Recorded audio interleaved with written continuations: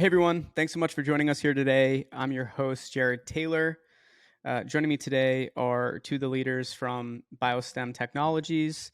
Jason, Andrew, really excited to have you here today. Yeah, thanks, Jared, for having us on. Really appreciate it. And thanks, Jared. Appreciate being on the Slice of Healthcare podcast. Yeah, we're excited to have you here today. Would love to start off with your backgrounds, Jason. If you could start, telling us about your role at BioStem Technologies, then we'll kick it over to Andrew, and then we'll dive into some questions.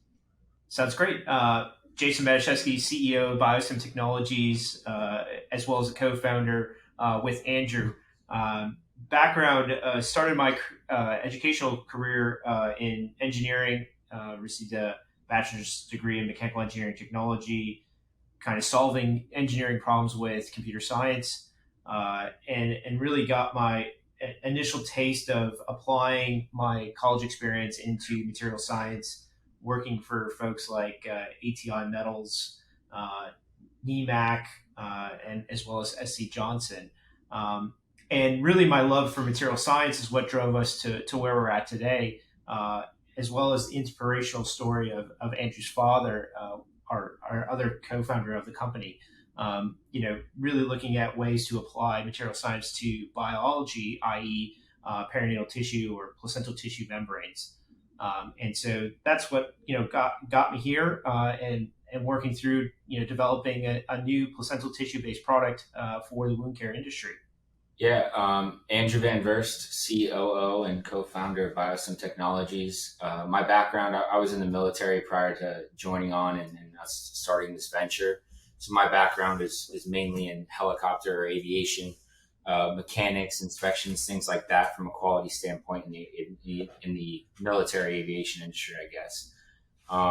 I also consider some of my background was what we did early on in the days of BioStem, as far as some of the pharmaceutical type work we did, API repackaging and then reformulation drugs, and really getting our feet wet within the FDA regulatory environment and DEA approvals, inspections, things like that from a quality and regulatory side, and launching that into what we've tied in and what we're doing now, which is perinatal tissue allografts. So applying, quality regulatory background and just experience in good manufacturing practices and FDA compliance into perinatal tissue allografts. Well, thank you both for your backgrounds, by the way. And now what I would love to be able to do is dive into BioStem Technologies even more. So give us an overview of where things are at today. Andrew, maybe we can start with you and then kick it over to Jason, because since he went first last time, we'll kind of do a little alternating here when we have two guests. But would love to hear more of overview of BioStem Technologies. It's interesting hearing how you both led into creating this, but would love to hear more. Yeah, so right now, BioStem Technologies is focused on, the key coin term we've been using is perinatal tissue allografts. So we focus on processing birth tissue and maintaining compliance. We're an AATB accredited facility.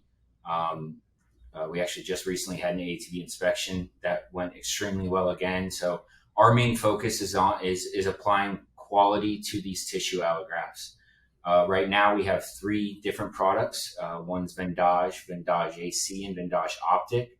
The difference between those three is Vendage, it would be a single layer amnion only graft, and then Vendage AC would be a dual layer amnion chorion graft. So the company's really put a focus since 2018 when we started into the perinatal tissue industry, or the tissue allograft 361 type products. Has really been focusing on developing the technology and constraints around the process and product development. So over the past couple of years, we've coined and developed the BioRetain process, which is a minimally manipulative process that we use on all of our tissue products to retain as much of the growth factor components and natural biologic properties that we can, in staying consistent with the regulations and standards let out by the industry. So where we're at now is, we have these products, we're commercializing them. Historically, we've done a lot through distributorships and private label manufacturing. And now the company's focused on building out its own sales force and marketing programs to kind of bring that in-house and be more vertically integrated. Yeah, and I'd like to add on to Andrew's points. You did a great job of kind of where we're at, what the overview of the company is. We're focused on, I'll call it two specific verticals: advanced wound care, which encompasses things like diabetic foot ulcers, pressure ulcers, and venous ulcers. And then the secondary element that we're focused on is in the surgical recovery space, peripheral nerve, any sort of surgical application inside an ASC or inside a hospital setting where a tissue allograft would be utilized to modulate inflammation and really support the regeneration of these tissues and support reducing inflammation in those areas. We've been heavily focused. Those markets, by the way, just the advanced wound care segment is just over $1 billion, growing to about $2 billion in the next 5 years. So it's a massive growth rate for the segment. Obviously spurring due to diabetes being a very rampant thing throughout the United States here locally, but also throughout the world. Also, another fascinating stat that I actually heard this morning. We have an abundant amount of people, transferring over that 75-year-old threshold, where in situations where their body themselves can't overcome some of these complex wounds, or they're fighting off diabetes at the same time trying to combat these complex wounds. So, that shift in age of population as well is supporting to, the aging population that we're trying to help. Jason, can you dive more into that, what you just said? So like, I want, if you don't mind, can you explain what causes these complex wounds, and then, how this condition can be, really bad for patients? Yeah, I mean, right now, what I would say, most of our market are Medicare beneficiaries, folks, north of 65 and older. Typically, those patients have a core morbidity, mostly diabetes, lack of blood flow, inability to overcome maybe somewhat simple things like a slight bump or a slight trauma wound, which ultimately ends up being a situation where their body can't overcome the effects of their comorbidities. And then that's where it lends to us, where we actually have a product that helps kind of, I like to say, get them out of that stuck feedback loop where they're going around and around and around in a situation where their body just can't get over the hump to get them back to healing. And so the placement of our product on these wounds is what allows our product to basically take all those great growth factors, elements, and elude into the patient's skin, and then ultimately get their body to start taking those elements and get back onto the healing process. And so, that's what's really exciting, is to be able to use donated placental tissue from full-term healthy mom, healthy baby donations, and kind of really bring it full circle to help these Medicare beneficiaries with our products. Thanks so much, Jason. Yeah, it's along the issue of what you were just talking about when you were talking about tissue. I want to make sure we give Andrew. Andrew, I want to kick it over to you. Would love if you could dive more into perinatal tissue, what it is, and then how basically BioStem is using the nutrients from this tissue to innovate solutions in your with the patients that you're dealing with. Yeah, so perinatal tissue is I guess considered the tissue post birth. So all of our tissue is donated from the mother, consenting donation, handled through a recovery agency, and once a successful birth happens, whether it's C-section or vaginal delivery, the recovery agency is in the OR or in the delivery room collecting that tissue. So basically, to answer your question, perinatal tissue is birth tissue that's been sourced from a successful pregnancy or successful birth. We don't.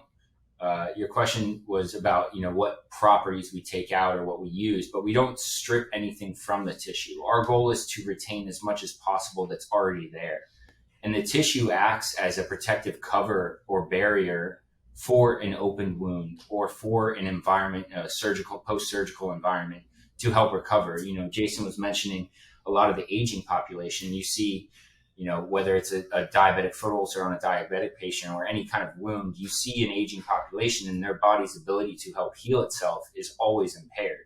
they bump into something, they nick their skin. It's very easy for them to, have some sort of issue.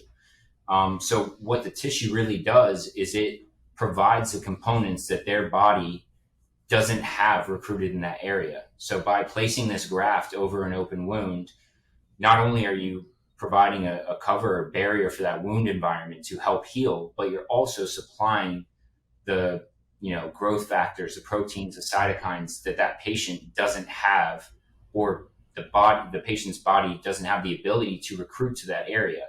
So you're basically supplementing what they don't already have naturally able to get there to help kick off that wound cascade, if you will. Like Jason was saying, wounds tend, or anything, any kind of surgical issue or wounds tend to get stuck in an environment where, hey, we're trying to get past the point of, hey, instead of just protecting from a bacterial standpoint, we're trying to get into the healing cascade of, now we're going to start regenerating tissue. What do we need to regenerate tissue? We need some sort of structure that will grow on, or that will provide those nutrients. So that's basically what the product is. It's a structural tissue allograft that provides a protective cover or barrier for the wound environment, but also supplements those growth factors, cytokines, and proteins that are naturally in these biologic perinatal tissues for the patient.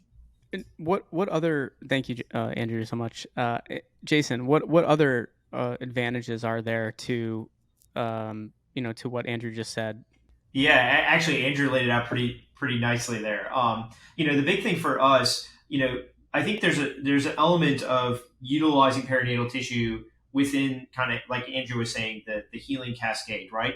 A patient at the end has to go through a system of standard of care, standard debridement, things of that nature, prior to hopefully allowing their body to overcome some of these issues, whether it be bacterial related, whether it just be their body unable to actually support regenerating healthy epithelial cells and elements to create new tissue, right? And so at some point in that process, there's a situation where, the body just can't overcome that. And that's where it lends to our products, the perinatal tissue allograft products.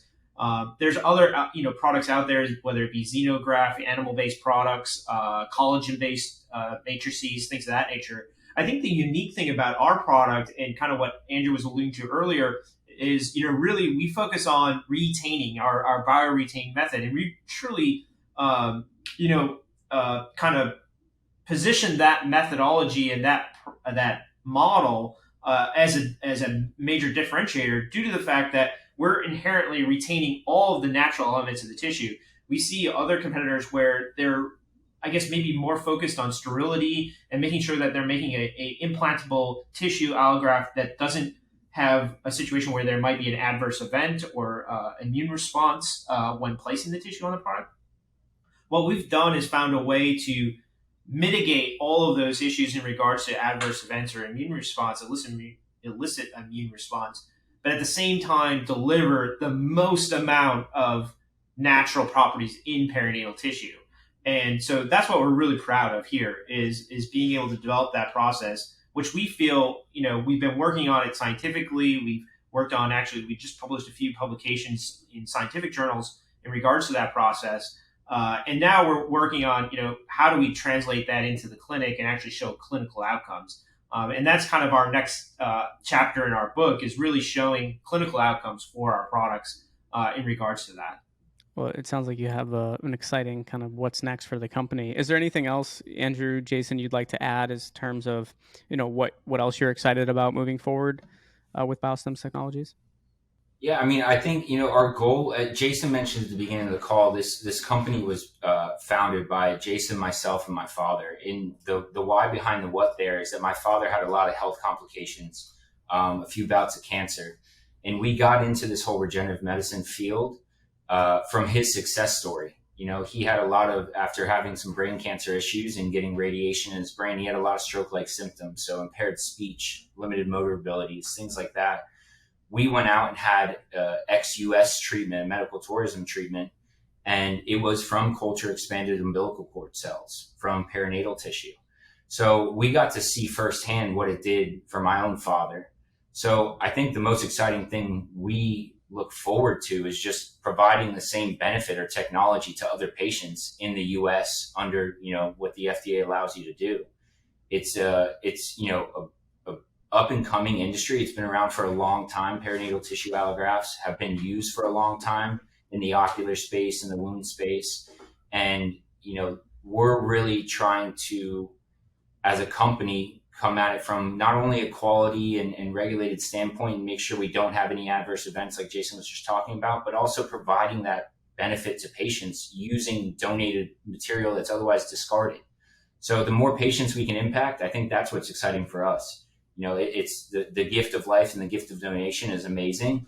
And seeing what that can do with tissue that's otherwise discarded for patients, it's just, that's rewarding in and of itself. Beyond that, obviously, from a shareholder perspective, providing, value to our shareholders, I think that comes hand in hand with what I just described. Yeah, to add to Andrew's response, our mission here is to manufacture products that change lives. And that comes with what, like Andrew mentioned, the amazing opportunity that we get to pass on from the gift of donation from our amazing donors of tissue to ultimately a beneficiary that maybe is on the other end of the spectrum, right?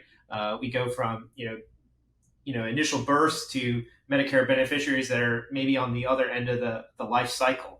And being able to have an opportunity to work with folks that, maybe are in a situation where maybe their limbs may be compromised and working on saving lives and saving limbs in the sense of, if somebody gets to that progression where they may have to have a limb amputation, their quality of life ultimately, kind of snowballs out of control. And if we have an opportunity to take the gift of donation, actually apply it to a recipient and help support, not having an amputation and continuing a better quality of life, that's a win-win for everybody.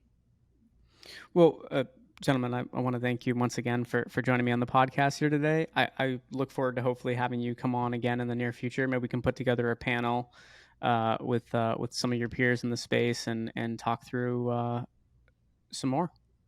Yeah, sounds great. We'd love the opportunity. Thank you for having us on this initial introductory one. We look forward to doing it again. Yeah, thanks again, Jerry. We really appreciate it.